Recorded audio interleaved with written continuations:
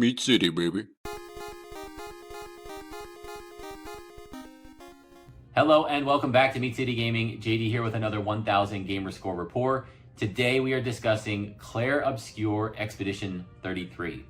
This is a fantastic game. You should absolutely play it. It's one of the best games I've definitely played recently and probably one of the best I've played ever. It's so good. And the less you know about the game going into it, the better it is. So with that in mind, I am going to upfront give the final score for the achievements. It's a 9 out of 10. They're very, very good. There are some missable achievements, some small little annoyances. By and large, very, very good, solid achievements, and the game itself is a 10 out of 10. So if you don't want any spoilers at all, stop there. Know that you should play it. Know that the achievements aren't going to be a big deal to get, and they won't really block you from completing this game, and go play it. From this point on, very, very minor spoiler warning. I will, as I do in all of these videos, show the list of achievements, so you will see the name of each achievement as I scroll through them all. I will give a little bit of discussion on what the missable achievements are and how to avoid missing them. I'm not going to talk about story or any major spoilers or anything like that, but you will see names of bosses and locations and some things like that, which are minor spoilers. So just want to get that out front. Starting now, this is the end of that spoiler warning. We are going to very, very lightly touch on the names and places and things associated with some of the achievements. So Expedition 33 is a turn-based RPG. It's like some of the modern Final Fantasies. You run around in an overworld, you see the enemies on the map that you're currently in, and then you can choose to engage them, which will load up a battle screen, and then the battle itself is turn-based, and you see the turn order, so you know the turn order. You can manipulate it, so you can make changes to it, speeding characters up, slowing characters down, and it's fantastic. The combat is great, the exploration is great, the world is great, the characters are great, the music is phenomenal. It is wonderful. I liked a lot of things about Avowed. I love everything about Expedition 33. This is a fantastic turn-based RPG. If you don't like turn-based games, you may have some issues with it, but if you can even tolerate them, you should try this game. There are 55 achievements in the game that you will need to unlock in order to acquire the 1000 gamer score. There is not currently any DLC. I am not aware of any, or any that is pending on the horizon. Not that it couldn't happen. The game was so popular and so well received. I could imagine them trying to do it, but it doesn't fit well with the theme of the story. So I'm not sure at this point. Nothing is on the horizon. But if anything ever does come out DLC wise for this game, I will absolutely be playing it to add to that total gamer score. Total playtime, you're looking at about 50 to 60 hours, and that's if you're using some kind of assist. There's a lot of stuff to find. It is a very, very big world. And if you're gonna hunt down things on your own, you could probably double that playtime to 100 hours till you find every little last collectible and explore all the secrets of the world. That would take a ton of time. If you're getting some level of assist, so you're not just stumbling around blindly trying to find everything, 50 to 60 hours, and you can probably get this done if you're an experienced gamer. And what are we gonna be doing? It's pretty classic RPG stuff. We need to explore the world, go everywhere. We need to battle a bunch of enemies, fight all the bosses. We need to use abilities with specific characters to unlock character-specific achievements, and we need to collect a whole bunch of stuff. There are no difficulty-based achievements for this game, so you can set the difficulty wherever you like. The easier you set the difficulty, the easier it is to do dodges and parries. So one of the cool things about the combat in this game is it is turn-based, but when the enemy takes a turn and they attack your party, you still have active control, and you can either dodge, which is easier, or parry, which is more difficult, those enemy attacks. So even when it's not your turn, you're still involved in doing something, and the windows, they just get tighter on those higher difficulties. And if you set it to story mode, it's pretty forgiving, especially the dodge mechanic. You can dodge a lot of attacks, especially as you learn the patterns of the certain enemies. There is no online requirement or no PvP requirement to unlock these achievements. It's all solo player based on playing through the story. I did not encounter any glitches or bugs. All of the achievements unlocked just as they were supposed to, which is great. In terms of collectibles, yes, and quite a lot. The main categories of collectibles are records or music and journals, and there's a ton of them. There's like 50 journals and 33 music records to collect. So it's a lot. They're scattered. They're everywhere. There is a lot of hunting down, and they can be in some pretty obscure locations. The maps are fairly confined. There's kind of branching paths. It's not like you can really get lost in a certain level, but you may need to go around a corner just right to see the ladder that you need to climb to get to the location that one of the collectibles is in. So they are difficult. It would be difficult to find them all without some kind of guide. It will take a long time to do so. The overworld is very, very large, and there are hidden spots throughout the world. Unfortunately, and this is the only time I think I'm going to say that in this whole review, unfortunately, there are a lot of missable achievements. That's the one downfall. That's the one thing I'm kind of pinging the final score of the achievements for Expedition 33 on, is the missable achievements. And if you miss an achievement, they're very, very missable, and some of them you miss very early on. They will require a second playthrough, and part of me is like, well, if I had to play through the game a second time, I'd probably enjoy that. It's so good. But setting that aside, it can be pretty annoying to not do something in the first hour of the game that then requires an additional 20 or 30 hour replay, second playthrough of the game. There is a new game plus mode, but still you'll have to play through a significant chunk of the game in order to unlock some of these missable achievements. So with that said, I am going to spend a little bit of extra time and detail on those most missable achievements to prevent you from kind of running into that problem on your own playthrough. Again, I'm going to be very light on story or anything like that. I'm going to try and just give you a little bit of guidance on how to avoid missing some of those achievements to save yourself a second required playthrough. Basically, it comes down to 4 things. Remember these 4 things, and you'll probably be fine in terms of not needing a second playthrough for any missed achievements. And these are sort of chronologically within the game. Number 1, fight the mime in the beginning starting town area before you reach the harbor. So there's like a big story thing that happens when you get to the harbor.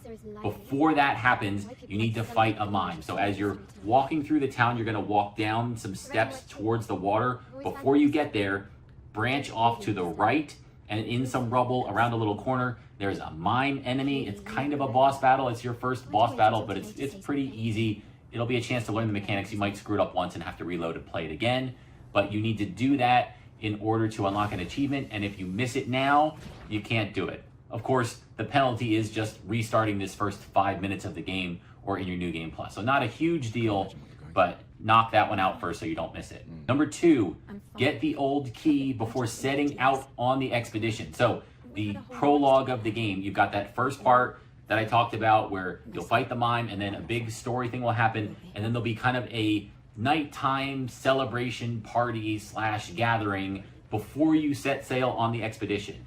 Before you do that, there will be some booths on the left-hand side of this little party, and one of them will have an old key. They won't tell you. They'll say, hey, do you want this like relic? And you don't know what it is. They don't explain it. They're just like, hey, it might help you on your journey. And you have to give them a coin for it. You start with 1 coin, and you can give them that coin to get this relic. It's called the old key. You can earn additional credits to visit the other booths, but if you go to the first booth, the one that's closest to you, and you spend your coin there, you won't have a coin left for the old key, so you'll have to go earn another coin to do that.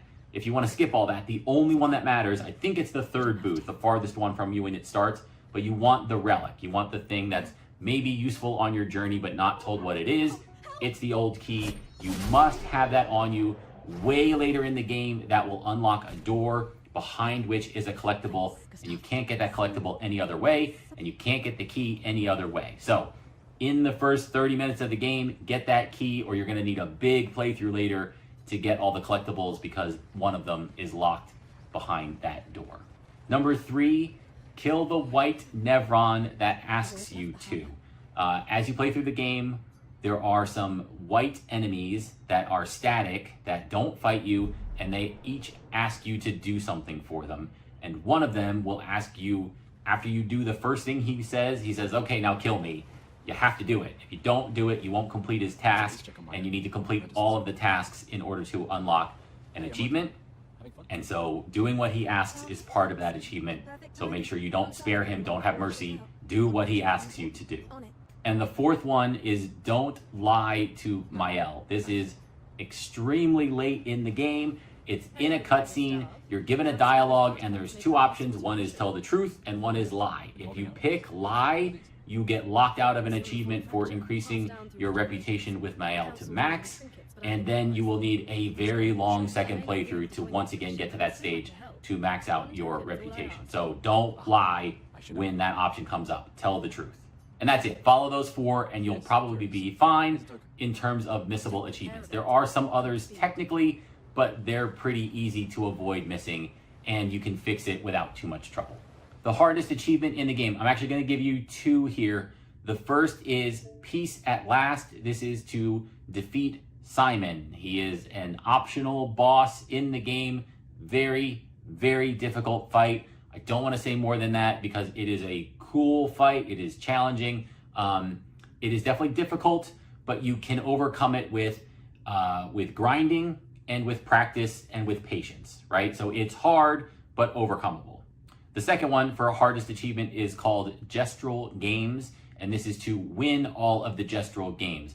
And these are way more annoying. They're kind of sidetrack things. There's 5 of them, and some of them are pretty easy, but there's one tough platforming one. There's one that's a vertical platforming, one that's a horizontal platforming, and then there's one that's like deflecting projectiles. And this game, it does a lot of things well. It is not meant to be a platformer. So trying to have tight control over your character to do these strict platforming sections is not super fun. It's the one downside to the gameplay that I would say is they tried to shoehorn in something that doesn't quite fit.